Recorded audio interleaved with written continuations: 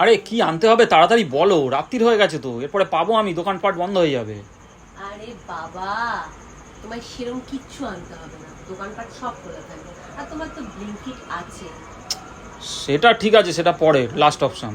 তাহলে তা তুই কি খাবি? যা করবে তাই খাবো, শুধু আমার জন্য একটু পনির এনে দাও।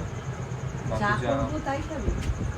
তা আমার ছেলে আগেই বলে দিয়েছিল, মানে এখন বলছে যা করবে তাই খাবো, কিন্তু আমায় আগে বলেছে উনি আজকে চিড়ের পোলাও খাবে।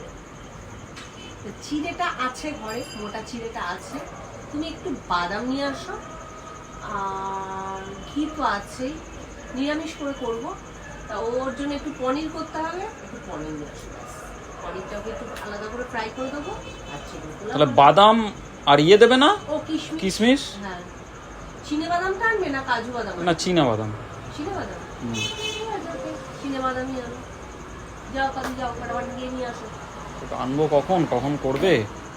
আরে ম্যাজিক, তাই? হ্যাঁ, মমস ম্যাজিক, দেখো না।